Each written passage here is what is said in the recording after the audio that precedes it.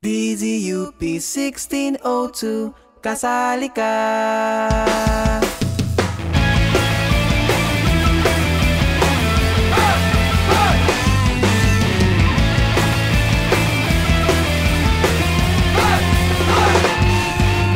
Para sa matinong usapan, para sa maunlad na bayan, DZUP sa 1602.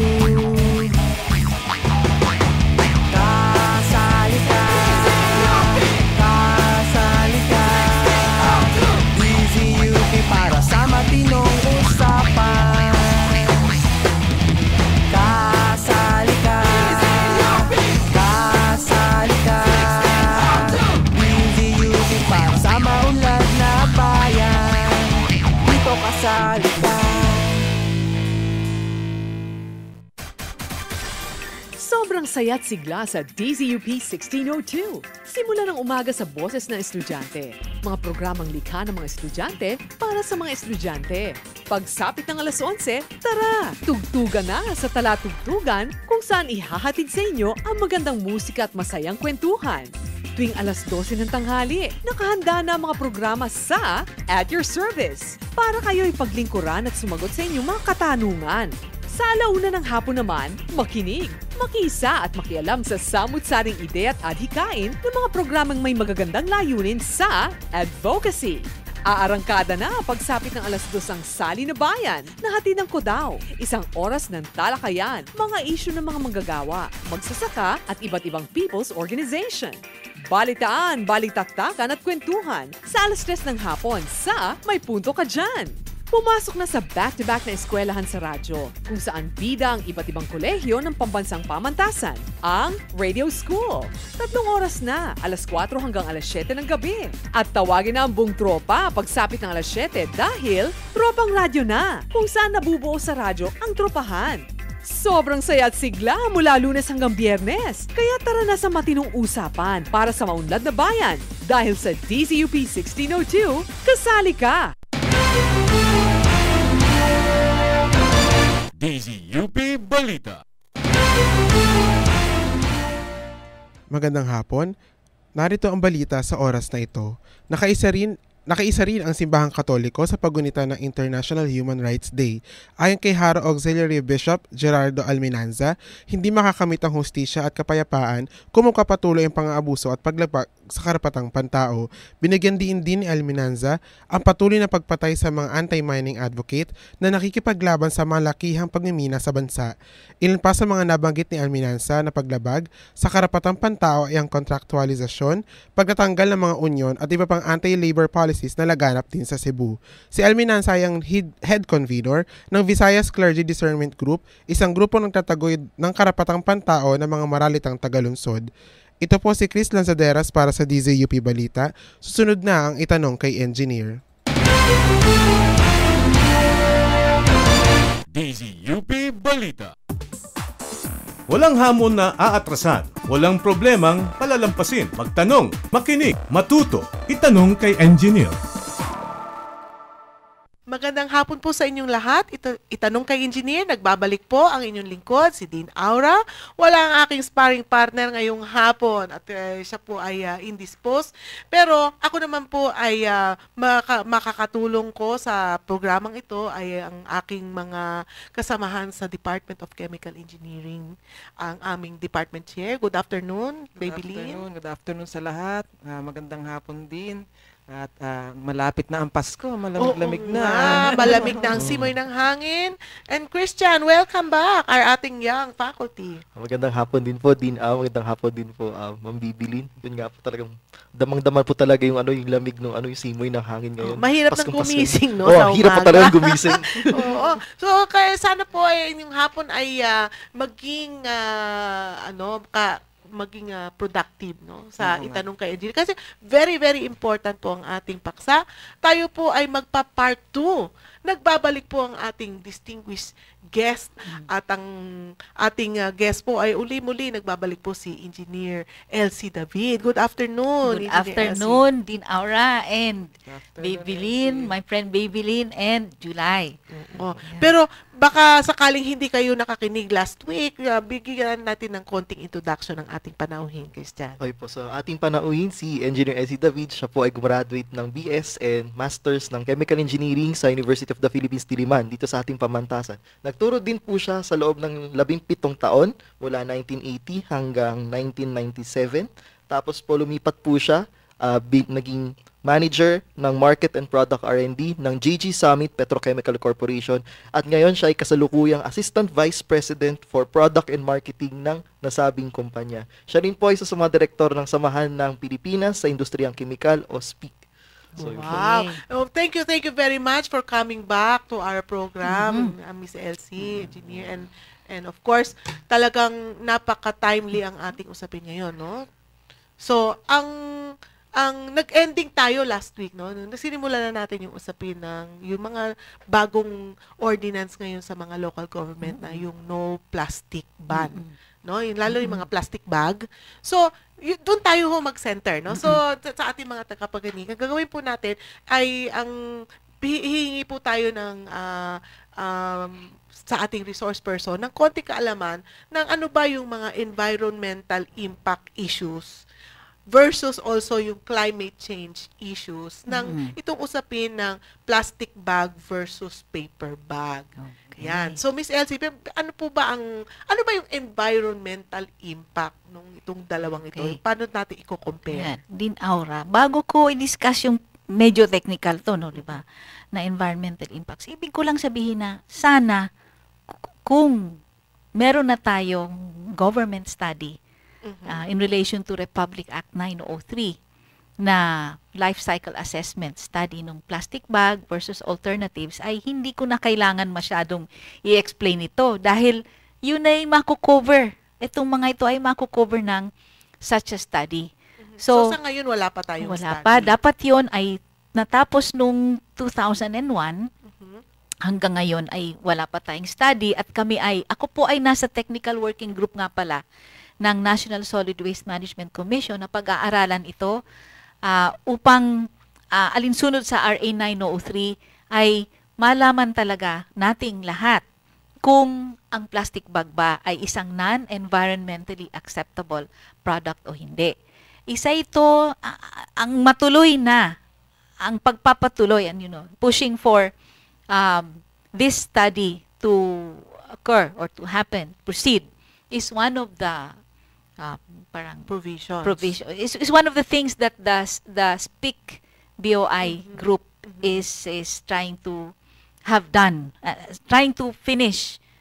We want it done as soon as possible dahil nga nagbaban ng marami nating local government units o nagre-regulate na wala silang masyadong technical study na ginagawa tungkol dito. So, in other words, parang ang sinasabi natin is parang own initiative lang ng ating mga local governments with the perception that plastic is bad because it clogs up our esteros, our drainage, tapos pag may baha, yun ang nakikita, na basura. Masyadong masasensationalize. Totoo po ito.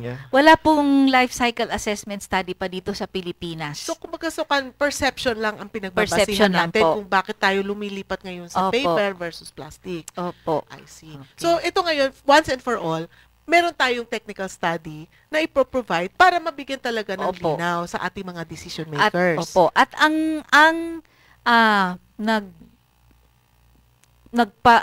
sa National Solid Waste Management Commission, merong technical working group. So, ang commission po ay led by Department of Trade and DOST. Ayan, so, itong technical working group na ito, ang chairman namin ay taga DOST po, si Mr. Ray Esguerra. Okay. So, kailan natin may expect na magkaroon ng position paper na magbigay linaw para tayo po ay magkaroon ng guidance? Nabalitaan ko po na meron na po raw tayong budget for this study. At I think at the latest by June. Ang sabi po by March daw, pero palagay ko mga June po kung tuloy-tuloy na po ang mga meetings ng Alam mo, technical isa pa magandang working group. balita, Miss Elsie, kasi ang gobyerno natin gumagasta na ngayon sa R&D. Di ba? Opo. Hindi ba napansin na ang opo. dami na ngayong pera na binibigay itong, at least si Pinoy, naniniwala na sa scientist at sa engineer. Alam niyo po, Din Aura, natutuwa po ako kasi ngayong month ay magkakaroon kami ng pangatlong meeting with Board of Investments. Nabanggit ko po last time yung Chemical Industry Master Plan, Oo. 18-year Chemical Industry Master Plan. Yeah.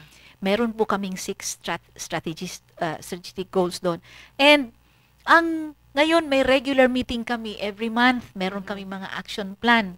So, yan ay meeting between Board of Investments and SPIC, samahan sa Pilipinas ng mga industriyang kimika na more or less 70 chemical companies.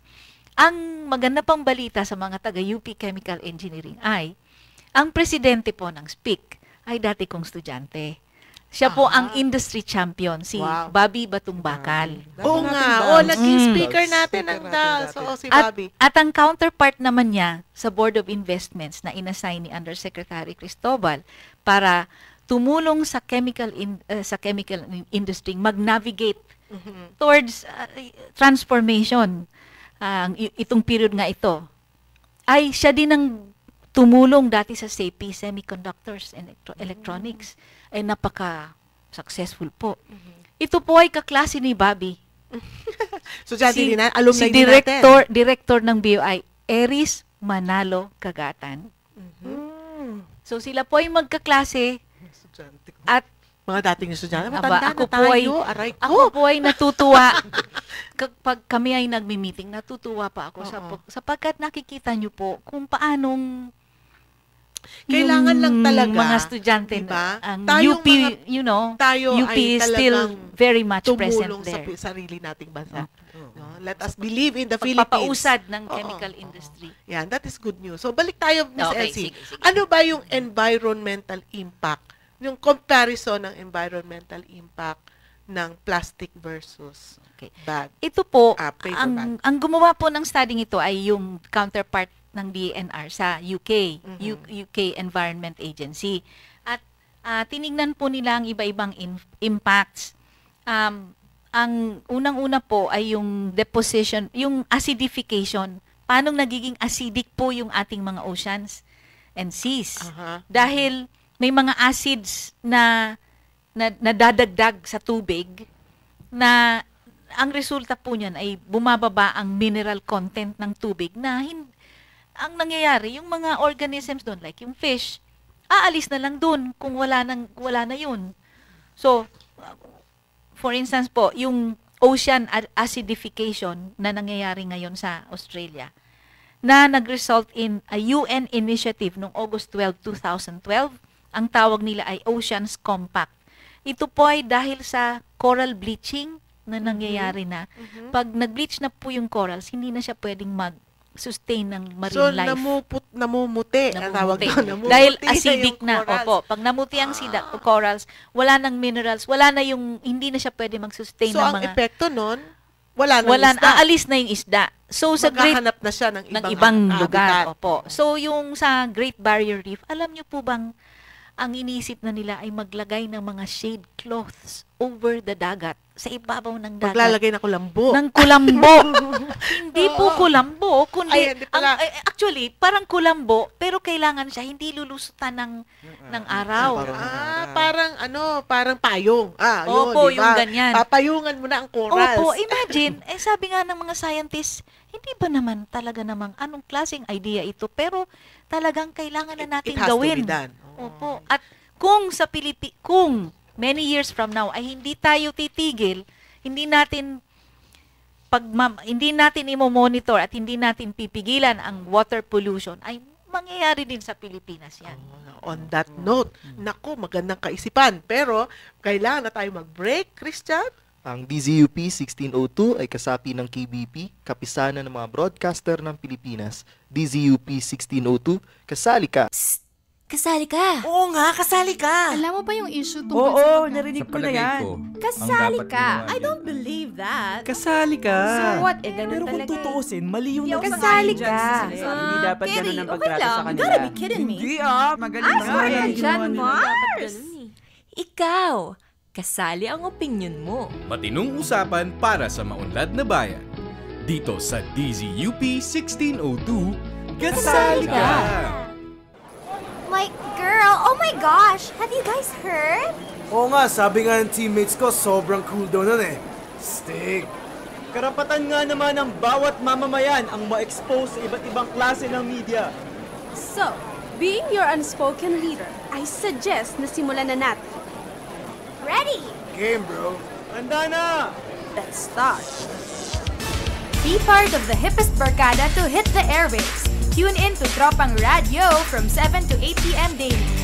Mula sa DZUP 1602. Kasali ka!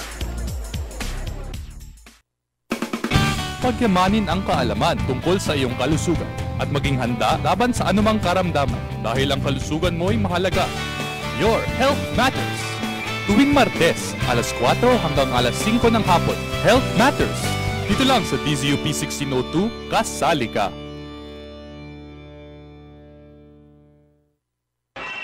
Langit, lupa, impyerno, impyerno. Tumawid ka na. Nakakapagod sa overpass. Nakakatakot eh. Baka masagasaan ako. Nag-jaywalking ka na dati. Mas may thrill dito. Ayun si kamatayan. Walang kaawa-awa.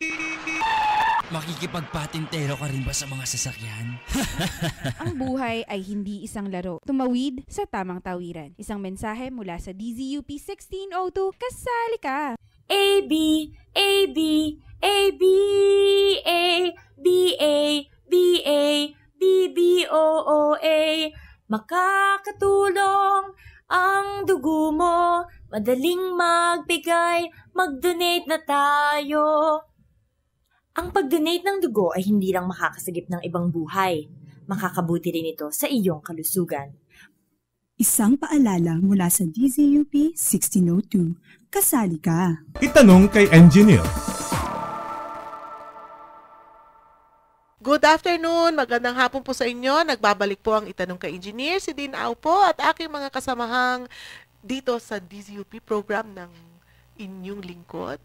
Magandang hapon din. Kanina na banggit ni Elsie yung acidification. Ano ba yung comparison ng papel at saka yung plastic with respect to this? So, sabi po ng UK Environment Agency sa kanilang pag-aaral tungkol sa plastic bag versus paper bag, yun nga pong paper bag ay halos 4 na beses ang acidification na nagre-resulta kapag papel ang ginawa compared sa paggagawa ng plastic bag. Kanina kasi nag-end tayo ng previous discussion natin na yung ngang nangyayari ngayon sa ating mga coral reefs because of yung impact ng plastic and ng paper, no? So lumalabas na yung bleaching na tinatawag, yun yung acidification na o kaya namumuti na namumutla, ganun, parang gano'n, no? Namumutla na yung ating mga yung corals in parts of the world na to the point na nag-iisip na sila na payungan na mismo yung kasi nawawala na yung marine life, no? So awa ng Diyos, sana naman wag mangyari dito sa Pilipinas. So bago pa mangyari dito sa Pilipinas, kailangan talaga magising na tayo sa maaaring mangyari sa atin kung hindi tayo magkaroon ng sapat na kaalaman at saka tamang information sa ating decision making. Kaya nga po din, Aura, ang tinitingnan sa pollution, hindi lang yung nakikita natin sa harapan natin na lumulutang. Unang-una, may lumulutang, merong nasa ilalim. Meron din sa ilalim. Kung sa tubig po, maglagay po kayo ng isang plastic bag dyan. Dahil hindi po yan nagde-degrade, ay wala po yung epekto. Pero kung maglagay po kayo ng paper bag, pag yan po ay nag-degrade, meron diyang substances na hahalo sa tubig. At balikan din po natin yung life cycle assessment, yun nga pong paggawa ng paper bag versus paggawa ng plastic bag, dapat pong pag-aralan sa technical working group kung ano talaga ang water pollutants na nakikreate ng processes na yan. Dahil sa pananaliksik po ng UK Environment Agency, 4 times halos ang water pollutants na nagkukos ng acidification na nanggagaling sa paggawa ng paper bag. Hindi po natin yan nakikita, pero yan po ay nasa teknolohiya at na lumalabas sa mga pag-aaral. Bukod sa acidification, ano pa ba yung mga ibang environmental impact? Okay.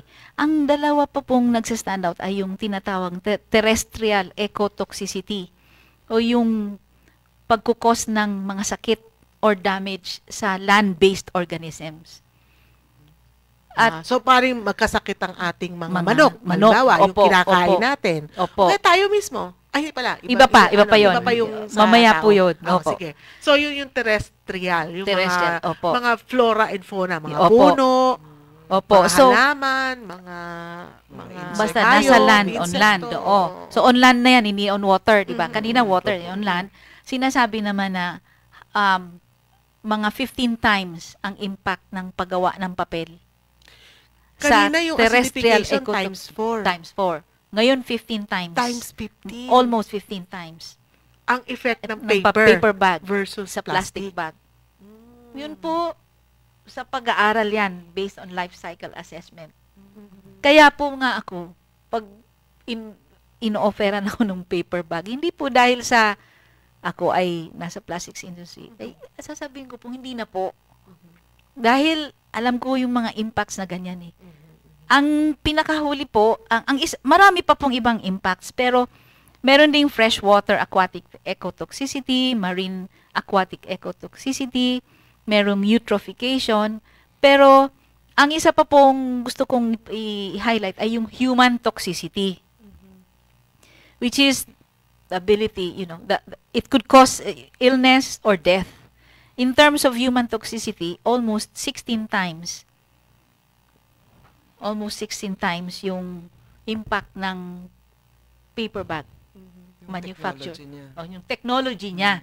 Yung technology, yung paggawa niya sa plastic bag. Pero ibig ko lang pong i-highlight na ito ay UK study. Doon sa UK. Great Britain. Nung paggawa and so on. Pero doon sa study nila na yon, pag tinignan mo yung life cycle assessment, ang mga steps na sinasabi nila ay, ang assumptions ay, yung mga bags ay ginagawa sa Far East countries such as China, Malaysia, and Indonesia. So, hindi epekto hindi pa sa kanila. Sa ibang bansa. Opo. Sa kanila pa yun. Actually, pero, so, yung effects nun nandun sa mga bansang gumawa. Opo. Hindi pa counted doon. Hindi pa. Ngayon, pag nag-aral tayo dito, titignan natin yung kung anong nangyayari sa atin. Yung saan ba yan natin, kung saan ginagawa. So, maaring less, maaring more, kasi kung semi-finished paper yung dumarating, will be less. And then, ang sinasabi nga ay, dito daw po sa atin ay mostly recycled paper ang ginagamit. So, which means na ang pinanggagaling na hindi ka naggagawa ng galing sa original na pulp. Diba? So, pero meron pa ring mga impacts yan. So, in fact, actually, kaya yata tayo naalala ko, kaya tayo nagpunta ng plastic. Kasi, ayaw naman natin na magputol ng puno.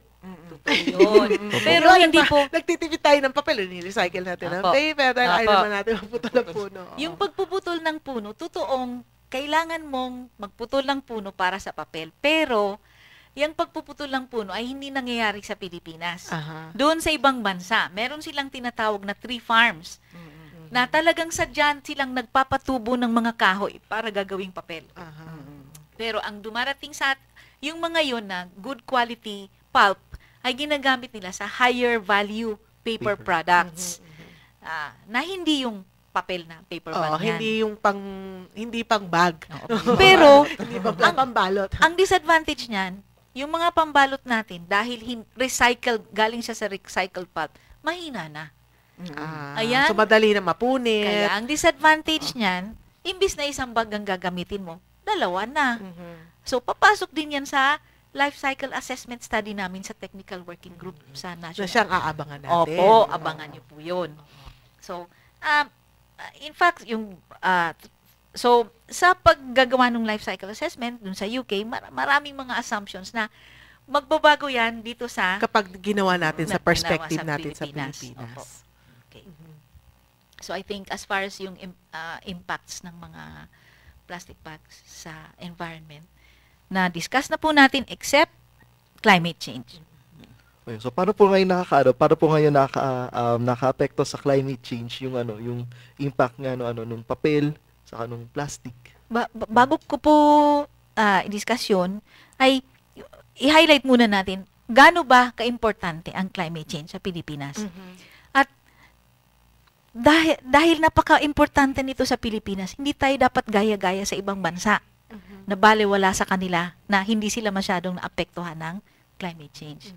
Ibig kong sabihin, ang mga pag-regulate at pagbaban ay hindi dapat ginagaya sa ibang bansa na ang epekto sa kanila ng climate change ay hindi naman kasing laki ng sa atin. Ibig sabihin, Tsaka, magkaiba tayo ng location to begin magkaiba with. po. Opo. Ay, sinasabi po ng Center for Global Development in 2009 na ang Pilipinas ay pangsyam all over among developing countries all over the world. We are number 9 among developing countries most at risk from climate change. Actually, nararamdaman na natin opo, yan, di ba? Opo. At alam natin kung anong epekto niyan, lalo na pag kapapangyari pa lang. Nangyari pa lang kahapon. Pero ngayon, medyo nakakalimutan na siguro ng mga hindi naman tinamaan. Kailan ang huling calamity natin? Sendong ba? Sendong. Oo, yung Sendong. Ang huli, pero yung mga... Ang Ondoy, sandali lang, di ba? Parang a few hours. Hindi, pero yung pagitan ng Ondoy sa Sendong, hindi ganun katagal na panahon. Malapit yung pagitan ng pangyayari na yon. At ang alam natin na ang nangyayari sa climate change ay tumataas ang level ng dagat at ang mga storms, ang mga bagyo ay tumitindi. Lumalakas. Ngayon po, kung sasabihin ko po sa inyo na ayon sa climate change, o global na nangyayari dahil sa global warming na tinatawag dahil umiinit ang mundo, nagkakaloko-loko na ang ating climate. Kung ayon sa climate change ay napakalaki ng diferensya ng impact ng plastic bag at paper bag. In other words, ang paper bag contribution to climate change can be as much as 7 times that of a plastic bag's contribution to climate change. Pero sa kabilang dako naman pagkatapos ng baha ay kitang-kita mo yung mga plastic bag na lumulutang. Di ho ba magkahiwalay na epekto ng plastic bag yan? Nakikita mo siyang lumulutang pagkatapos ng baha at iniisip mo na bumabara yan sa mga kanal, kaya bumabaha. Pero po, ang baha talaga na malalakas ay dahil sa climate change.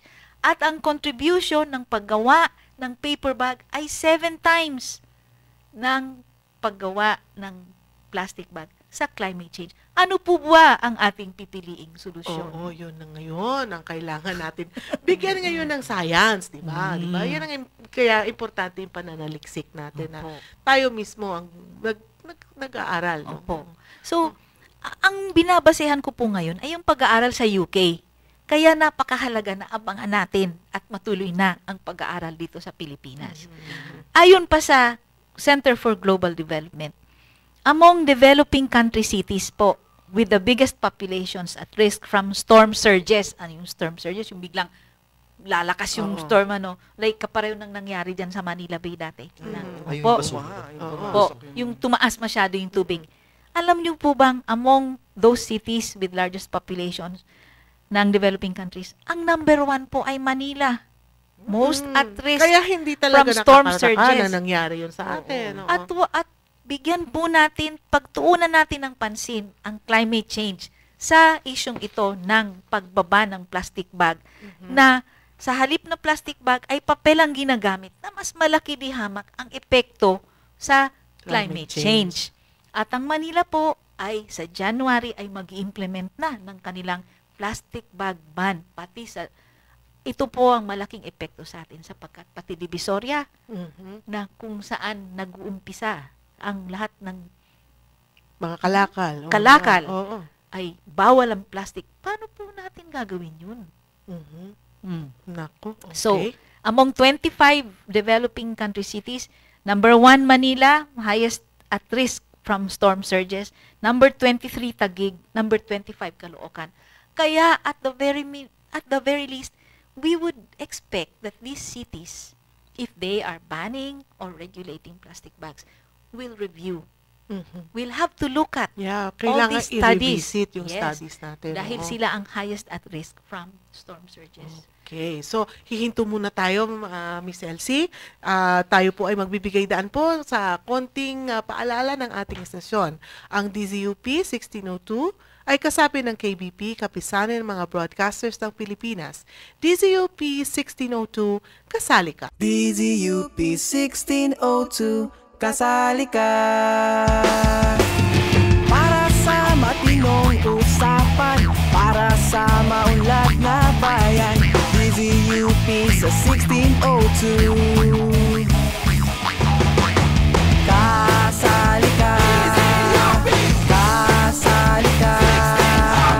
DZUP para sa maunlad na bayan, dito kasali ka.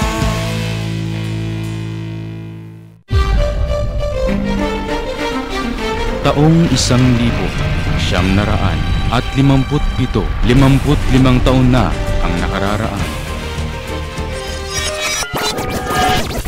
Kasali ka sa pagdiriwang ng ika-55 anibersaryo ng DZUP 1602, DZUP at 55. Abangan ang sorpresang hatid ng DZUP team sa buong UP Diliman at UP Manila mula November 26 hanggang December 11. DZUP at 55. Kasali ka! Uy, kaldereta! Paksiw! Sisig! Chapsoy! At daing na bangus!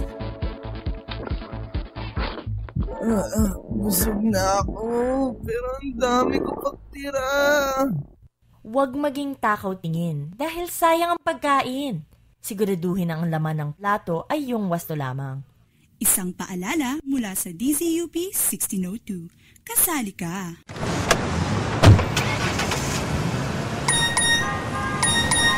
Malapit na me. Miss you do have a question. Will you marry me? Yes! Yes! Yeah! Huwag nating hayaang manakaw ang ating buhay at kaligayahan.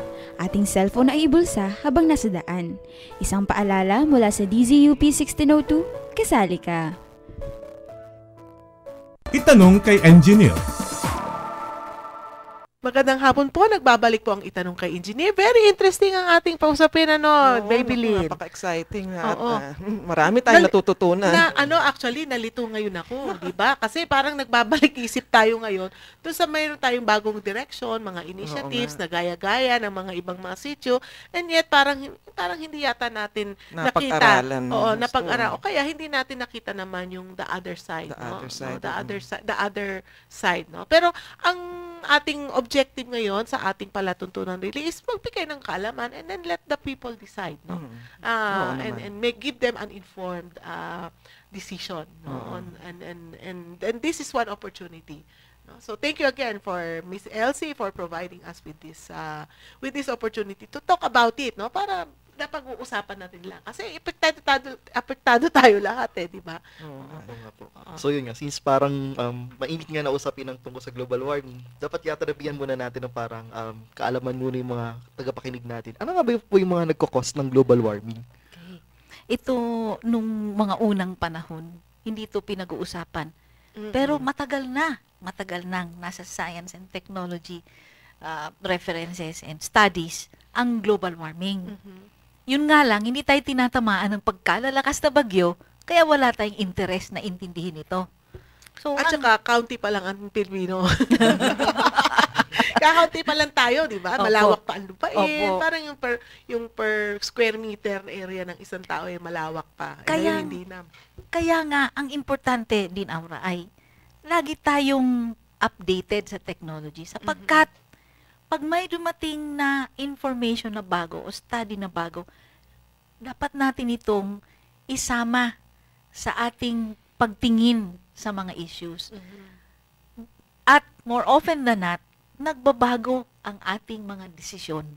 Pagkatapos nating i-integrate ang mga bagong studies na ito, ang mga plastic bag bans and so on before, wala naman po yung climate change considerations. Wala po talaga. Kaya ngayon ay sana, sinasabi namin, sana maipasok na ang usaping climate change. Ma-relate na ito sa mga packaging na ginagamit natin ngayon. So, ano po ba yung climate change? Ito po ang nangyayari dahil climate change, nagkakaloko-loko na yung ating klima. Dahil, yung dating mainit, malamig. Opo. Yung dating maulan, dahil po, dahil ang ating mundo, meron dyan sa ibabaw natin na isang layer ng mga greenhouse gases na tinatawag na nagkukos ng pag-init ng ating mundo. Hindi po makalabas lahat ng init para ma-maintain natin yung ating temperature. Pag mabilis na umiinit ang ating mundo, ay nagkakaloko-loko ang klima. So, dapat iwasan natin yung pag-iinit ng mundo. How do you do this? Dapat iwasan natin yung pag-generate ng greenhouse gases na tinatawag. Ano po ang number 1 contributor sa greenhouse gases? Ay, yung paggamit ng coal. Dahil ang coal ay biniburn mo talaga at nag-release ka ng pinaka common na greenhouse gas, which is carbon dioxide. Okay. Sa greenhouse gases natin, meron tayong 83% na carbon dioxide. Meron din tayong 10% na methane, merong nitrous oxide, and meron pang ibang greenhouse gases. So, ano pa ang ibang contributors sa greenhouse gases? For instance, sa carbon dioxide, yung paggamit po ng mga fuels, gasolina, and so on. So, pag kayo po, ang lahat ng ating mga galaw, kasama na yung paggamit natin ng sasakyan, ay nagko-contribute sa greenhouse gas layer na nagko-contribute sa global warming. So, in the same way, pagka gumagawa tayo ng mga produkto, gumagawa tayo ng mga packaging, kasama na yung paper bag, plastic bag, ay nagre-release tayo ng greenhouse gases. Ang sabi po ng ang sabi po ng UK Environment Agency, yung 8 grams nga na plastic bag, pareho ang nagagawa niyang function na pagbibitbit ng 19 to 20 liters na merchandise sa isang 55 grams na paper bag. So, sa usaping how much greenhouse gases ang nare-release ng paggawa ng isang paper bag versus sa paggawa ng plastic bag, pumapasok na din yung factor na 55 grams na paper bag, dahil hindi matibay ang papel, compared sa 8 grams na plastic bag lang. So, nandun yung factor of 7 na mas mabigat yung paper bag. Ngayon, according to the UK Environment Agency study, na makikita po natin sa internet yan, ang global warming contribution ng isang plastic bag, kapag isang beses mo lang ito ginamit, ay 1/4 ng global warming contribution ng isang paper bag.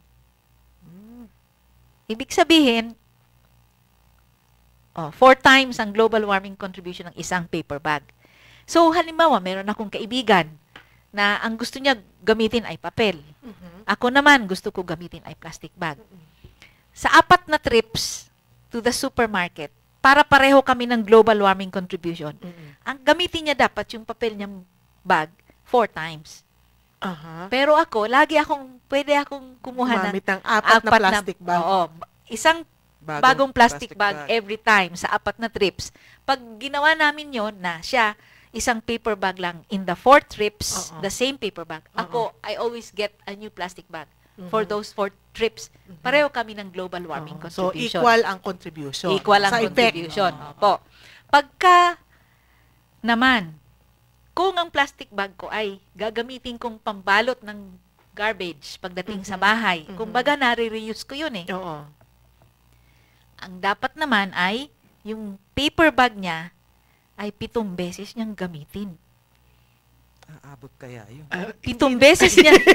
Ibig sabihin kung beses aabot kaya sa 7. Kaya doon sa 4 lang hindi ko alam kung ibig sabihin kung ang ugali ko ay gumagamit ako ng plastic bag na disposable every time. Hihingi ako sa supermarket ng bago at pagdating ko sa bahay, nire-reuse ko ito. Lalagyan ko ng basura. At kung ang ugali naman ng kaibigan ko ay paper bag ang ginagamit niya, para pareho kami ng global warming contribution. Sa 7 beses naming pag-shopping, lagi akong bibigyan ng bagong plastic bag at pag uwi ko, lagi ko yung gagamiting pambalot ng basura garbage. mo. Garbage. At siya, iisang paper bag lang ang gagamitin niya sa 7 trips na yon. Sa ganoon na sitwasyon, pareho kami ng global warming contribution.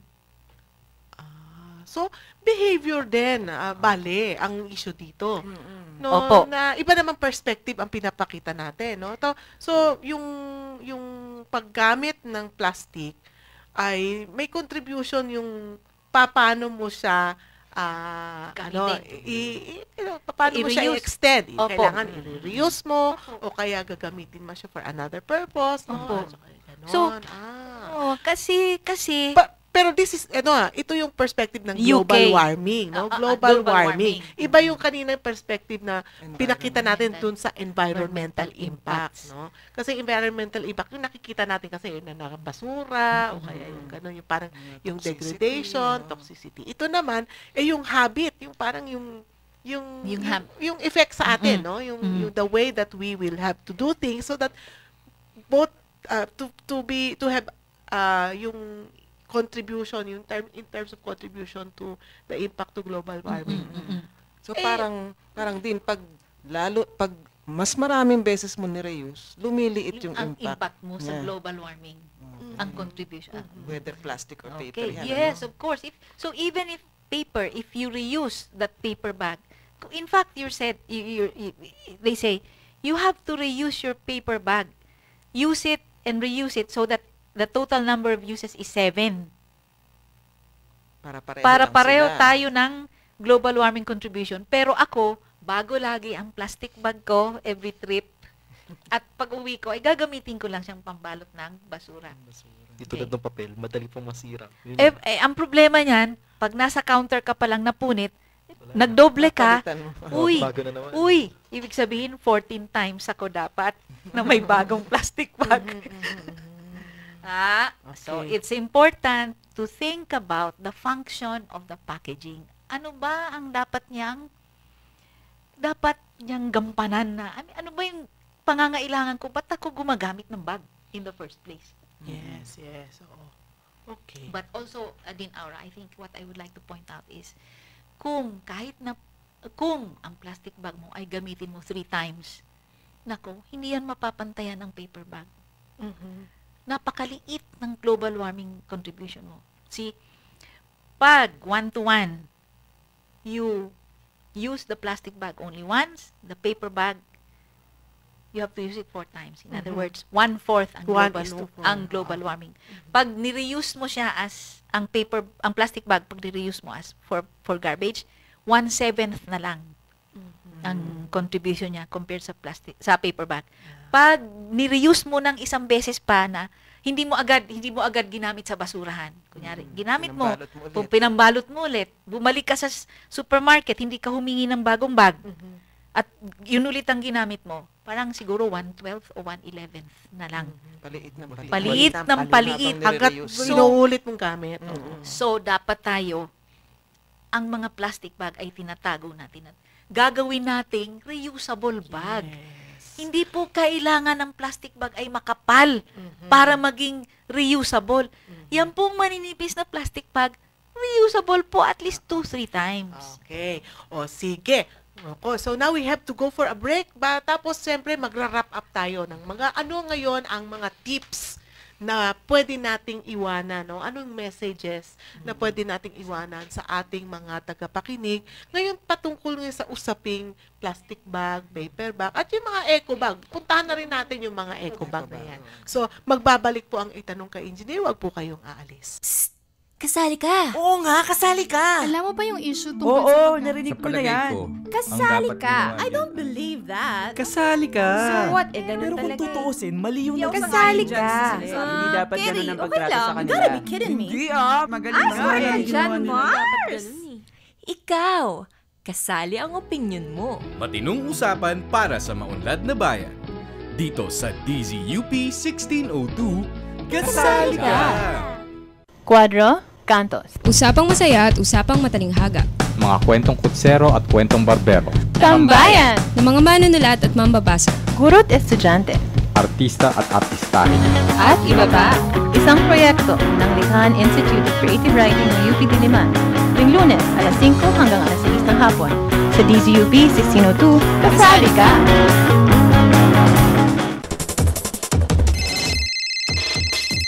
Hello! Teka, nandiyan na ako. Oo, ito na. Nagmamadali na nga eh.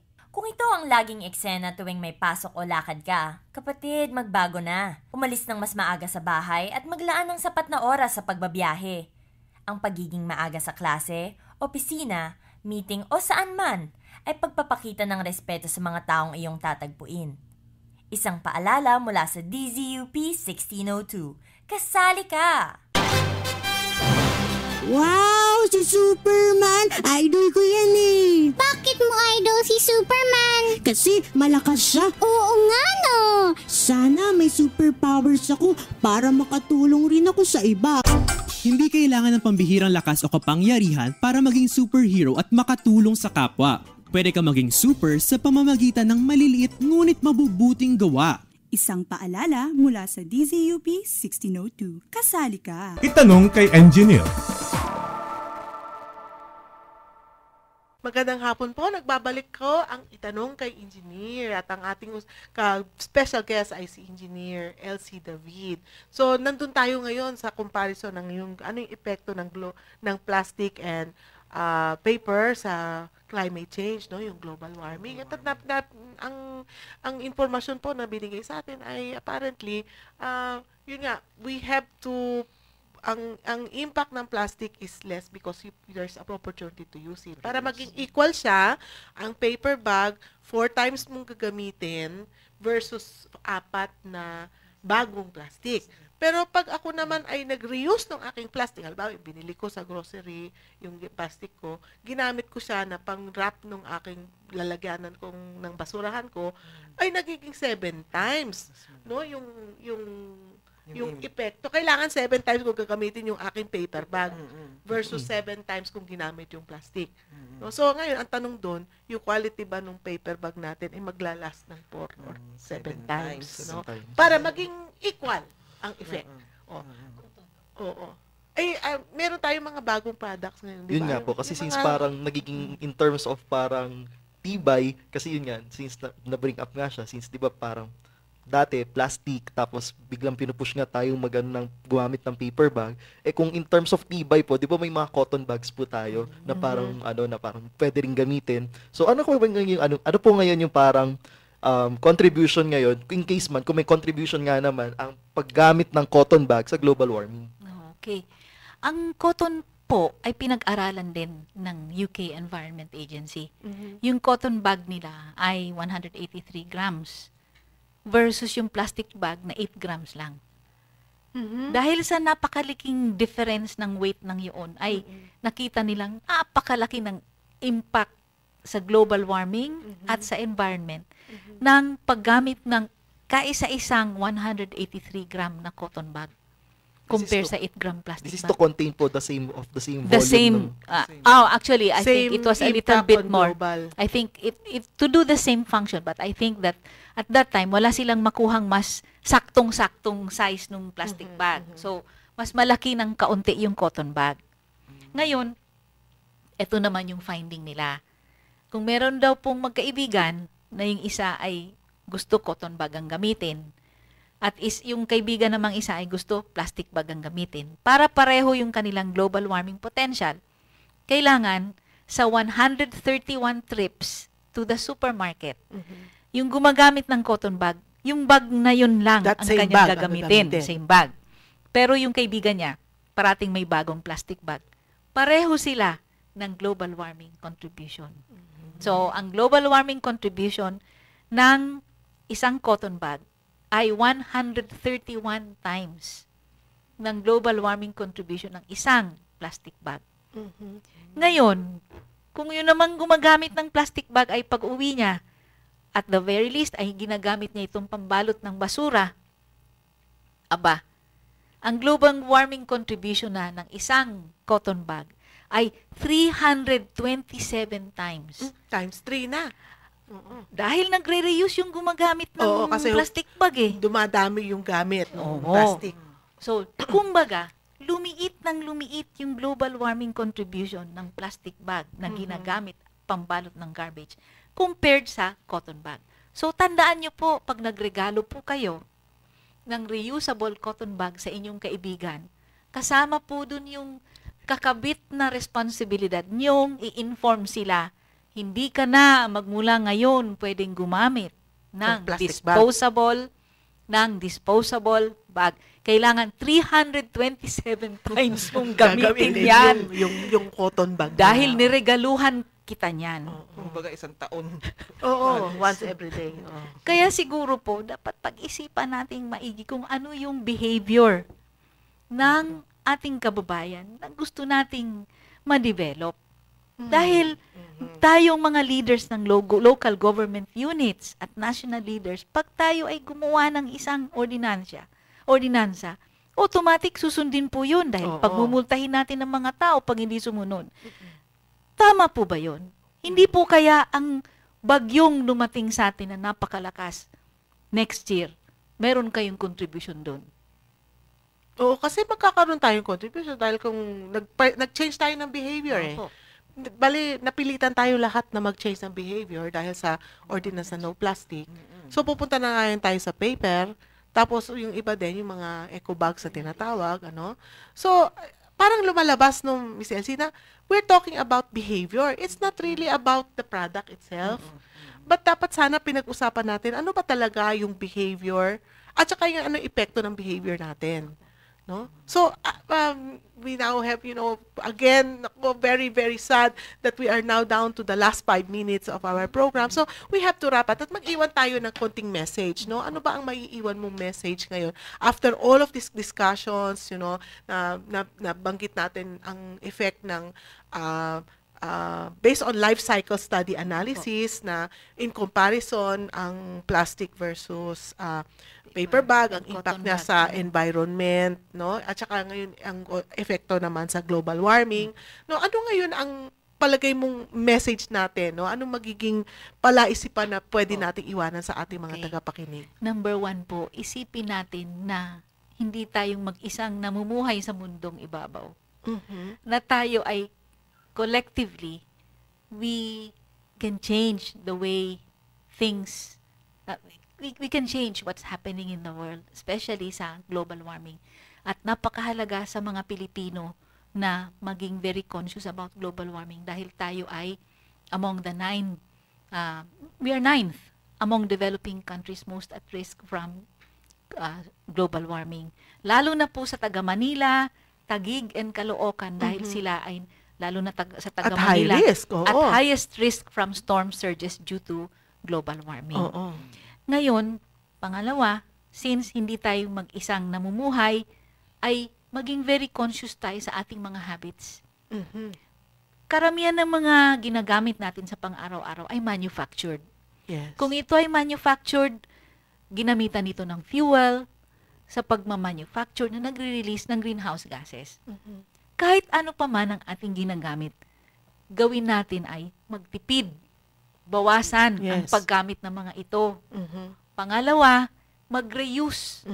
Gamitin ito ng hindi lang 1 o 2 beses, kundi as many times as possible. Para nang ganon, ang isang bagay na ginamit mong 4 times, imbis na gagawa yung manufacturer ng 3 pa na dagdag para gamitin mo, hindi na.